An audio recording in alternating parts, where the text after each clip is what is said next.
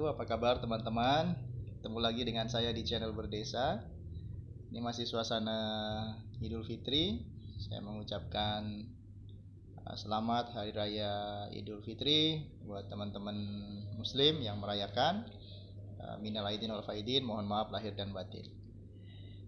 Nah, kita bicara Idul Fitri ini ada yang menarik.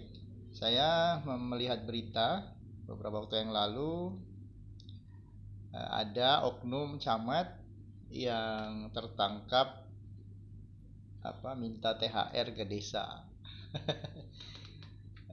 Lucu juga sih sebenarnya ini.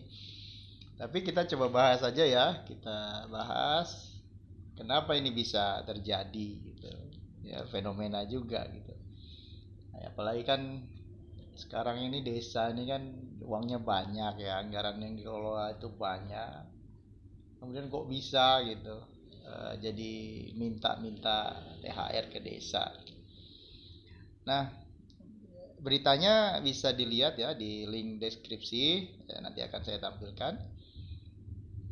Jadi kalau kita melihat fenomena ini memang uh, bisa saja telah banyak terjadi ya, karena desa mengelola anggaran yang besar. Kemudian camat ini kan pembina ya, pembina desa. Nah, kenapa ini bisa terjadi? Ini kemungkinan ya, kemungkinan saja analisa saya. Sebagai pembina, kemudian camat juga memiliki kewenangan rekomendasi. Baik itu rekomendasi perihal perangkat desa maupun rekomendasi yang berkaitan dengan syarat pencairan alokasi dana desa, dan sebagainya. Nah, ini mungkin letak bargaining positionnya, letak bargainingnya. Ya, kenapa saya berkesimpulan bahwa bargainingnya itu ada di rekomendasi? Karena camat kan sekarang bukan lagi menjalankan fungsi dekonsentrasi ya. Camat bukan kepala wilayah, desa juga praktis bukan bawahan ya. Jadi apalagi yang bisa dilakukan oleh camat selain bargaining position perihal rekomendasi? Nah, mungkin itu ya, mungkin itu. Terus kalau kita bicara apa yang melatar belakangi camat sampai minta-minta THR ya. Ini kita bicara oknum ya, kita bicara oknum. Ya, mungkin saja ya karena ini tadi susah ngomongnya ya. Gini, kewenangan pembinaan, kemudian kewenangan pengawasan ya.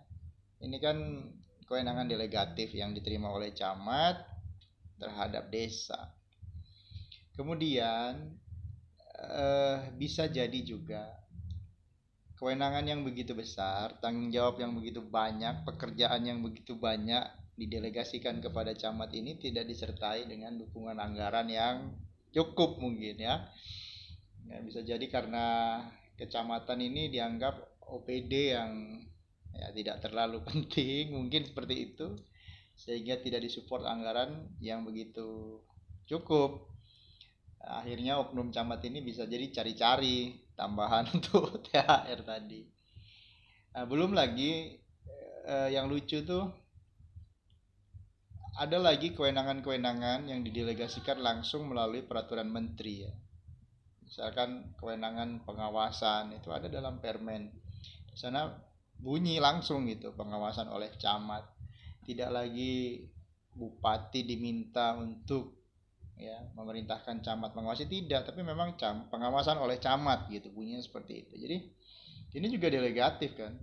Saya juga bingung delegatif atau bukan, karena langsung dari menteri, dari pemerintah pusat ya. Saya menyebutnya mungkin tugas pembantuan kali ya.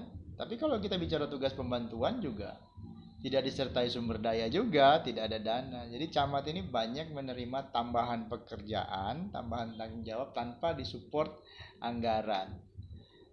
Nah, ini bisa juga ini dua hal ini bisa melatar belakangi camat, oknum camat tadi bertindak seperti itu.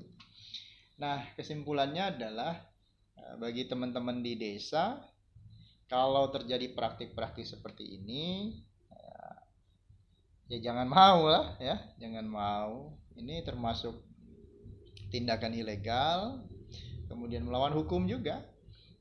Ini namanya apa ya? Bisa dibilang pungli, bisa.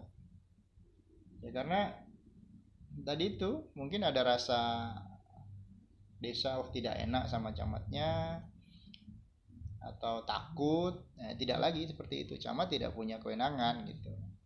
Untuk minta-minta seperti itu sudah jelas ini menyalahi aturan, menyalahi undang-undang, dan harus dipertanggungjawabkan oleh oknum tadi.